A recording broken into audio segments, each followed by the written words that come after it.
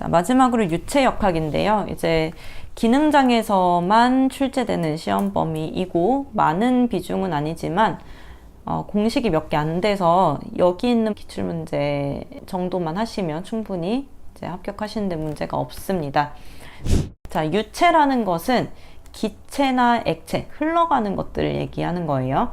자, 화학공학 자체가 뭐 수증기를 얼만큼, 액체를 얼만큼 조정을 해서 열량이 얼만큼 필요하고 그 흐름을 어떻게 제어하는지에 따라서 생성물의 생산량, 비용 등이 많이 결정이 되기 때문에 유체를 굉장히 중요하게 생각을 합니다. 유체가 어떻게 움직이는지를 굉장히 궁금해해요. 근데 유체라는 게 우리 물도 있지만 기름도 있고 화장품도 있고 우리 몸에 흐르는 피도 유체죠. 흐르는 것들은 다 유체라고 볼 수 있는데 자, 유체마다 점성이 다릅니다. 그래서 그 점성을 가지는 유체마다 종류를 나눠보다 보니까 이렇게 쭉 뻗어나가는 유체는 뉴턴 유체라고 하고 여기에 해당하지 않는 유체는 비뉴턴 유체 이렇게 구분을 하게 되는데 유체의 전달 능력 F로도 표시를 하지만 여기 위에 쓴 타우로도 표시를 합니다. 자, 점성이 있는 유체가 이렇게 흘러갈 때 밀어내는 그 힘은 점성 계수와 속도가 얼만큼 움직이는지 그리고 담연적을 요거 세 개를 서로 곱한 값이 다 계산이 됐을 때 전단 응력 그 단층이 움직이는 힘이 된다 라는 뜻입니다. 즉 물이나 공기 같은 것은 밀어주면 밀어주는 대로 쭉 나가지만 어떤 뭐 접착제라던가 아니면 우유, 뭐 화장품 이런 것들은 처음에는 약간 유지를 하다가 나중에 마지못해 밀려가는 그런 특징이 있어요. 그런 식으로 유체마다 움직일 때 필요한 요구되는 힘이 달라지기 때문에 이런 뉴턴의 점성 법칙이라는 공식이 나온 거고 유체를 움직이는 힘이 얼만큼 필요한지 계산하려면 이거 곱하기 이거 곱하기 이거를 해야 된다라는 뜻의 공식입니다. 자, 다음 페이지로 보시면 뉴턴 유체와 비뉴턴 유체라는 게 있는데 뉴턴 유체는 점성이나 압축성이 없는 물, 기름, 공기, 우리 주변에서 보통 볼 수 있는 그런 것들이 뉴턴 유체라고 보시면 되고 치약이나 혈액 등은 뉴턴 유체가 아닌데 뉴턴 유체가 아닌 것은 앞에 그 그래프에 보시는 것과 같이 여기에 해당하지 않는 이런 곡선들, 이런 위쪽에 있는 선들 있죠? 이런 것들이 비뉴턴 유체에 해당하지만 우리 기능장 시험에서는 뭐 비뉴턴 유체를 구분하는 것까지는 하지 않으셔도 됩니다. 자, 모든 문제를 이제 뉴턴 유체라고 가정하고 문제를 풀 거고요. 유체의 속도를 계산할 때 2분의 1 로우 V제곱, 속도의 제곱은 로우 GH와 같다, 위치 에너지와 같다라는 뜻인데 그래서 속도를 구할 때는 이것을 이제 V만 남기고 이렇게 오른쪽으로 이항해서 정리하게 되면 루트 EGH가 나오게 됩니다. 그래서 유체의 속도를 구할 때 사용할 수 있는 공식이고요. 두 번째 많이 나오는 공식 레이놀즈 수 별표 3개 치겠습니다. 자, 레이놀즈 수는 이제 유체역학에서 가장 뭐 기본적인 덧셈 뺄셈 같은 그런 공식이라고 보시면 되고 레이놀즈 수가 높으면 유체가 막 섞여서 움직이고 레이놀즈 수가 작으면 얌전하게 층류로 움직인다 구분할 때 쓰이는 숫자인데 우리는 층류나 난류 구분할 필요 없이 이 공식에 대입해서 숫자를 구해낼 수만 있으면 됩니다. 자, 레이놀즈 수를 구할 때 뮤분의 du 로우라는 식을 쓰는데 이게 이제 동점도라는 개념, 뷰라고 하는 이런 라틴어인데 이제 로우분의 뮤이기 때문에 이걸 어떻게 쓰냐면 du는 이 로우를 아래쪽으로 내리면 한 번 더 분수가 나오는 이런 식으로 고칠 수 있겠죠? 이거 자체를 뷰로 이렇게 본 겁니다.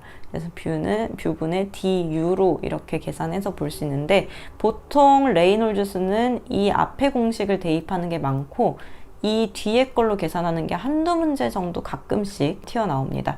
그래서 여기서도 이상기체 상태 방정식 하시는 것과 같이 단위를 매칭하는 게 굉장히 중요하기 때문에 여기에서는 기본적으로 단위 환산이 좀 자유로우신 분들이 유리하고요.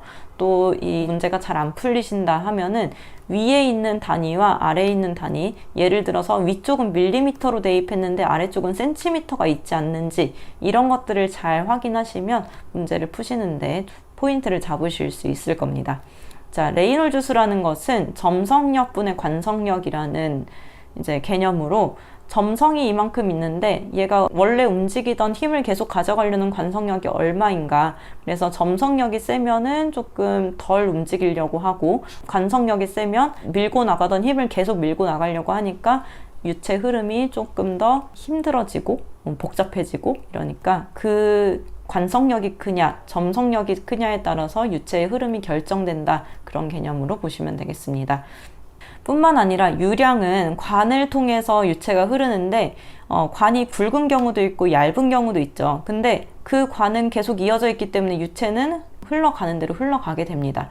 여기에서 변하지 않는 건 유체가 흘러가는 양이에요. 그러면 관이 좁아지면 속도는 더 빨라지겠죠. 그 개념을 활용해서 Q는 UA라는 공식을 사용하게 됩니다. 근데 이 A라는 건 단면적이기 때문에 파이 분의 파이 D 제곱을 하면 되겠죠. 파이 R 제곱이 면적이니까 그것을 이제 2분의 D 제곱을 했다고 보시면 돼요. 면적 곱하기 속도를 하면 이제 유량을 구할 수 있는데, 이쪽에 있는 유량하고 이쪽에 있는 유량은 서로 같다 보니까 관의 직경이 달라지더라도 이제 속도는 어떤 식으로 변화하는지, 마치 PV는 P-V-인 공식과 같이 이제 1번 지점에서의 유량과 2번 지점의 유량이 같기 때문에 속도 차이는 관경에 따라서 어떻게 차이가 나는가 하는 문제를 풀 수가 있습니다. 자, 이런 식이죠. 토출량이 5세제곱미터, 유량을 준 거예요. 유량을 줬는데 유속 V가 이만큼이면 펌프의 구경, 즉 직경이 얼마인지를 구하라는 거죠. 그래서 이 공식을 쓰거나 이 공식을 쓰거나 둘 중에 하는데 D를 쓰면 되겠습니다. D를 구하는 거니까. 그래서 자, Q는 이만큼이 되고 이것을 이제 초로 환산을 해줍니다. 왜냐하면 여기에 미터 퍼 세크라는 초가 나왔기 때문에 환산을 해주고, 여기에 파이 곱하기 D 파이 D 제곱을 하게 되는데, D 제곱을 딱 이항을 해서 식을 정리해서 구하시는 방법도 있겠지만, 이 식 자체를 풀기가 어려우신 분들은 우리 공학용 계산기는 솔브라는 기능이 있습니다. 이것을 활용하시면 바로 이렇게 구하실 수 있고, 항상 이런 유체역학 문제를 풀 때는 밀리미터인지 미터인지 센티미터인지 구분하는 게 문제 구하는 데 포인트가 됩니다. 그래서 230mm라는 문제에서 제시된 단위로 환산해 주시는 것까지가 문제 끝나는 거 라는 점을 꼭 주의하시면 좋겠습니다. 자, 이것뿐만 아니라 마찰 손실수도, 자, 배관을 타고 가게 되면은 유체가 배관을 쓸고 지나가기 때문에 그 사이에서도 마찰이 일어납니다. 우리가 이제 손을 계속 씻는다던가 손을 이제 건조한 상태에서 비비면 살갗이 일어나듯이, 물도 이제 이동하다 보면 서로 이제 마찰이 일어나서 속도가 조금 떨어지게 돼요. 그 속도가 떨어지는 것을 수두, 그러니까 이제 물의 높이, 압력의 차이, 이런 것들로 표현을 한 건데, 자, 마찰이 일어날 때 유속 빠르거나 통과해야 되는 관이 길게 되면 마찰이 많이 일어날까요? 적게 일어날까요? 빠르게 지나가거나 가야 되는 길이 길면 점점 접촉 시간이 많아지므로 마찰이 길어지게 됩니다. 대신 관의 직경이 크게 되면 통과하는 그 공간에 여유가 있기 때문에 마찰이 줄어들게 됩니다. 그것을 공식으로 표현을 한 거예요.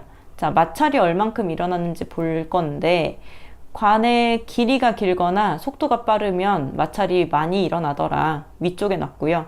관 직경이 크면 마찰이 덜 일어나더라. 그래서 아래쪽에 놓은 겁니다.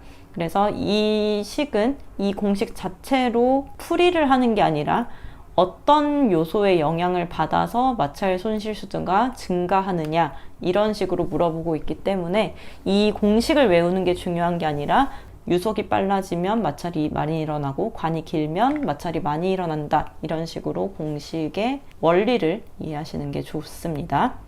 자, 다음에 유체를 계측할 때 유량을 계측하는 경우에는 오리피스 미터, 로타미터, 벤츄리미터, 피토튜브, 공통적으로 U자관이 있는데, 이 U자관은 보통 압력을 측정한다고 생각하기가 쉽습니다. 하지만 여기에서 지나가는 이 압력을 통해서 여기에 지나가는 유체의 양까지 계산하려는 기구들이에요. 로타미터는 보통 셀프 주유소 가면은 주유가 되면 이렇게 프로펠러 돌아가는 그런 형태처럼 보이는 게 있거든요.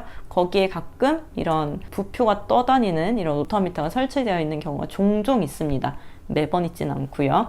자, 오리피스나 벤츄리미터, 피토튜브 이런 것들 다 이제 현장에서 쓰이는 장비들인데 화학 관련 회사에 계신 분들이라면 쉽게 아실 수 있는 부분이고, 우리는 뭐 시험 통과하는 게 목적이기 때문에 이것이 뭐 어떤 기능을 하는지까지는 알 필요 없습니다. 유량계로서 오리피스미터, 로타미터, 벤츄리미터, 피토튜브를 사용한다. 또 압력계로서는 마노미터, 피에조미터 이렇게 올라가는 부분 있죠. 이렇게 높이 차이가 나는 부분은 압력을 측정하기 위한 거고요. 브르돈관 압력계, 뭐 부르동관 압력계 이렇게 쓰기도 하는데, 자, 이렇게 눈금이 올라갑니다. 이것에 따라서 압력을 측정할 수 있는 게 이 브루동관 압력계의 특징입니다. 자, 그 다음에 배관으로서는 스테인리스 배관이 가장 많이 사용이 되는데, 철, 크롬, 니켈로 구성되어 있는 관관이고 이제 부식이 되지 않기 때문에 많이 사용을 합니다. 대신 배관과 배관을 이을 때는 이제 이런 식으로 슬리브형이나 벨로스형, 루프형, U형 스트레이너 이런 부속들을 많이 사용합니다. 근데 루프형 이음제라는 것은 배관의 팽창, 수축으로 인한 관기구 파손 등을 막기 위해서 이것에 대한 설명이에요. 자, 배관 도중에 설치하는 신축 이음제라고 되어 있는데, 이 중에서 신축 이음제로 사용이 많이 되는 루프형이 있다는 것, 이렇게 구분을 하시면 되겠습니다. 자, 다음으로 펌프인데요. 액체나 기체가 움직일 때 힘을 주는 장치이죠. 펌프의 종류는 터보형으로는 원심식, 사류식, 충류식 이렇게 뭐 스크류바처럼 이렇게 돌아가는 건지, 가로로 돌아가는 건지, 원심 분리기 같이 돌아가는 건지 그런 거에 따라서 달라질 수 있고요. 용접형 펌프, 부피의 차이를 이용해서 물을 뿜어내는 건지 뭐 이런 식으로 이제 용접형으로 펌프를 구분하는 방식이 있습니다. 그래서 아까 유량계랑 압력계 구분하는 것과 같이 터보형인지 용접형에 해당하는지 이것은 그림을 한번 검색해 보시면 조금 더 이해하시기 쉽지만, 그 정도의 비중의 문제는 아니기 때문에 이미 알고 계신 분들이라면 그거 활용해서 좀 정리하시면 되겠습니다.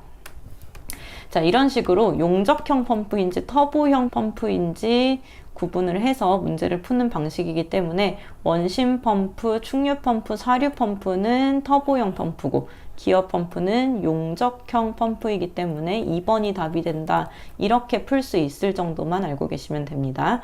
또 펌프의 양정에 대해서는 직렬로 연결했을 때 뭐 2개 연결했다. 그러면 양정이 2배로 높아지고, 병렬로 연결했다. 펌프가 이렇게 연결이 되어 있으면 유량이 이렇게 펌프를 밀어주는 물의 양이 2배 높아진다.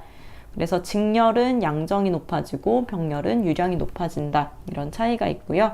공동현상이라는 건 이제 펌프가 물을 내뿜어 줄 때 거기에 갑자기 이제 상태 변화가 일어난다던가, 아니면 뭐 공기가 차가지고 갑자기 빈 공간이 뻥 뚫리는 현상입니다.